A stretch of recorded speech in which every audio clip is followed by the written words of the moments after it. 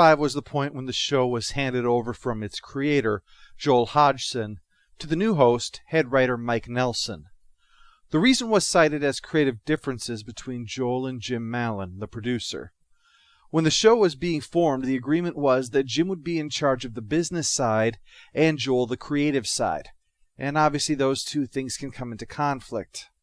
According to Jim, Joel felt that he had special control over this creation, even though it had evolved very much into an ensemble of creative people.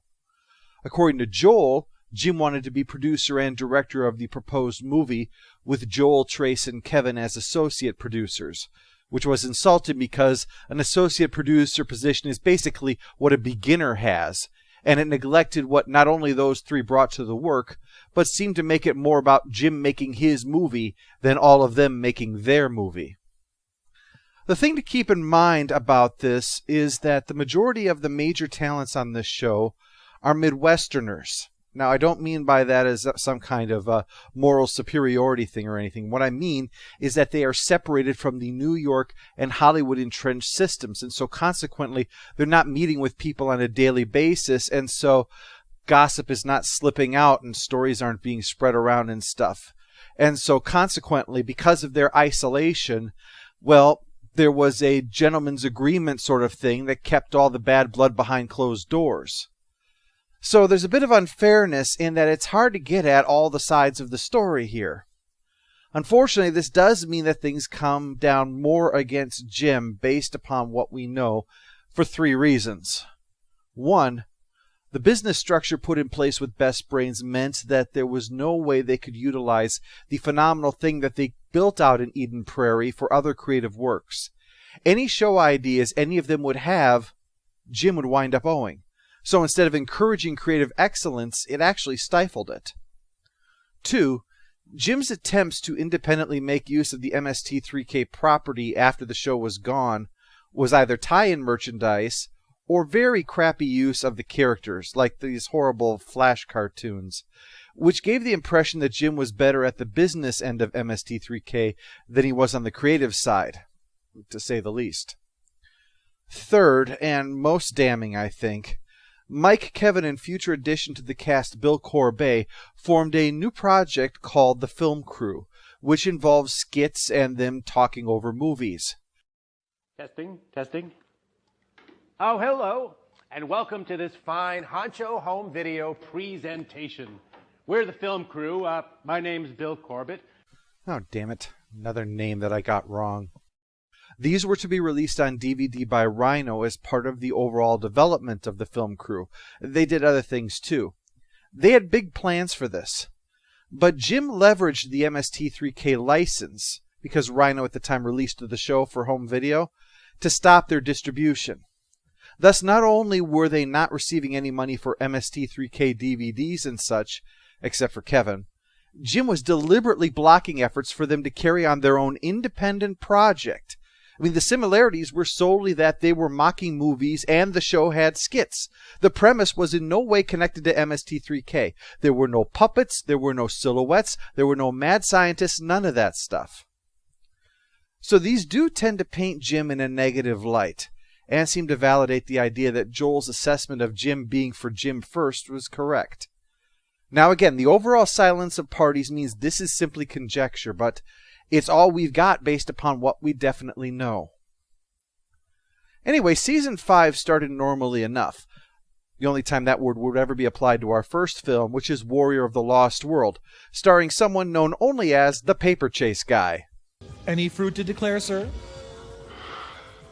Nice neighborhood. But I wouldn't want to act here. Any fruit to declare? Any fruit to declare! A film that features dozens of people sitting on weird-ass bleachers that, inexplicably, the camera pans over to cover every single person in this shot. And so Tom Servo rises to the challenge and riffs on every single one of them. Joel's exit included other excellent fodder for the show, the final Hercules movie that they would ever cover, just called Hercules, another Russian film called The Magic Voyage of Sinbad, Ega, Encino Man without Pauly Shore, so it's better, and Operation 0007, a James Bond pastiche starring Neil Connery, Sean Connery's actual brother, as the extremely talented brother of Britain's top secret agent. Here, Sean calls the most powerful and influential people in Hollywood and is put through immediately. While Neil calls Pizza Hut and is told that they won't deliver it to him because of bounced checks. Joel had a really good collection of final films to riff on, but yet none would compare to his swan song, the seemingly least likely candidate, a cowboy cop movie starring Joe Don Baker called Mitchell. Stop or my heart will explode. Mitchell is the story of a cop who is convinced that John Saxon murdered a burglar in his house, but can't convince anyone of it. Instead, they stick him on surveillance duty for a heroin smuggler, which takes up the bulk of the movie, interrupted occasionally by John Saxon, whose plot, incidentally, is never resolved in this particular cut, and Linda Evans as a prostitute, although it's surprising there's enough money in the world for any woman to voluntarily touch Mitchell. Oh, there's some chips under the cushion. Help yourself. This is a top 10 episode on any Misty's list of best episode, usually near or at the top of that list. Leaving aside that this is the sad departure of Joel, the episode is just absolutely hysterical. Mitchell is a character very much reflecting the anti-hero, unlikable protagonist that was often seen during this era, and this combined with Baker's doughy physique and slovenly appearance all contribute to a man who seemingly does not have a single redeeming quality, and Joel and the bots pummel him mercilessly. Oh man, I'm so hungry. Only 2 steaks for dinner. Didn't get to finish my orange. All the frozen yogurt places were closed. Big buttery moon up there. Sidewalk kind of looks like ice cream if you squint hard. Stairs look like cake. In the background of this episode is not just Joel's departure, but the introduction of his replacement. The Mads are being audited, and so to help get ready for it, they've hired a temp, Mike Nelson, played by Mike Nelson. Mike was a strong contrast to Joel. Joel had a very unique quality to him, seemingly possessing a childlike wonder without in any way being childlike, if you can follow me. Like he could never look at anything as being mundane simply because he had seen it before. It was as if every time he looked at something, he saw something new about it. He was a paternal figure for the bots, but not constrained by what that implies. Joel was like Willy Wonka if he hadn't gotten enough sleep. Mike, on the other hand, went in a different direction. While Joel had worked at Gizmonic and was a successful inventor and creator, Mike was, as his theme song flat out says, a regular Joe. Mike is the kind of guy who went to college 1 year, didn't really fit in, and so settled for just drifting from one temp job to the next. Now that he's stuck up here, he's something of the whipping boy and on the receiving end of Tom and Crow's cruelty sometimes. Nikki Taylor. Cover girl Nikki Taylor. I've got it. Who? It's Clara Peller. It is not Clara Peller. Yep, no, I remember. That's it. Clara Peller. It's not Clara Peller. Clara Peller's the Where's the Beef lady. Remember, she's been dead for a couple of years. No, Mike, I think Crow's right. I remember seeing that Clara Peller in her underpants on that video. Trace made the comparison that Mike was kind of like the restaurant manager at a fast food joint that's only like 18 months older than the rest of the staff. Technically in charge, supposed to set the example, but more likely to lose control or be tempted to join in with shenanigans when they're happening.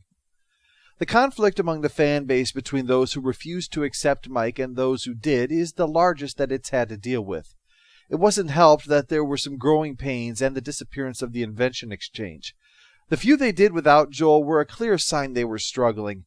But you have to keep in mind that Joel was an accomplished magician, prop comic, and gave up his show business career to go back to Minnesota and make toy robots out of junk for a living. And while the other writers were all creative people and knew their way around tools, compared to Joel's major league level, anyone is going to look like junior varsity. Instead, the mad scientist would frequently just have some evil scheme. Well, the process that the good doctor here referred to is a little thing that we like to call hypnoheliostatic stasis. So tell me, Doctor, how does hypnoheliostatic stasis work? Well, hypnoheliostatic stasis contains X4.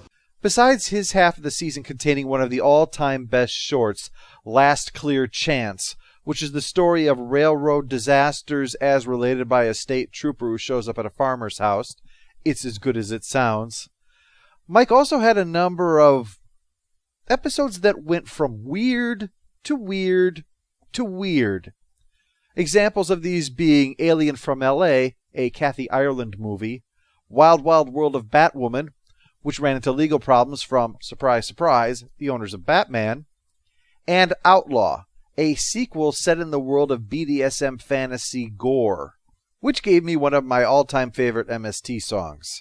It's breastical, bubical, chestical, mammical, pendular, globular, fun. Flashical, orbital, moundula, scupula? Righto, that's the one. Is it gluteal maximal, tuscital, cracula, bunula, morning till night? Well, you're absentoglandular, fanny, fantastical, mastoca, fleshular, right?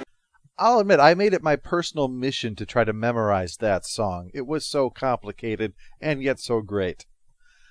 I would say, though, that the Mike episode from Season 5 would have to qualify as the must-see from his half of the season is The Beginning of the End, starring Peter Graves. It's another Bird-Eye Gordon classic, this time set in Illinois and featuring an attack of giant grasshoppers. Guys, this is so not Illinois. See, what happened was Peter Graves and his deaf-mute partner are creating superfood for the Department of Agriculture. It's not safe to eat, but they're in it for the science. The grasshoppers eat some of it, though, and of course grow to gargantuan size and begin tearing their way across the countryside. Peter Graves and the sexy reporter try to warn everybody about what's happening, especially because, as Graves says, in a way, this is my fault, which causes Mike to naturally question the "in a way" part of that.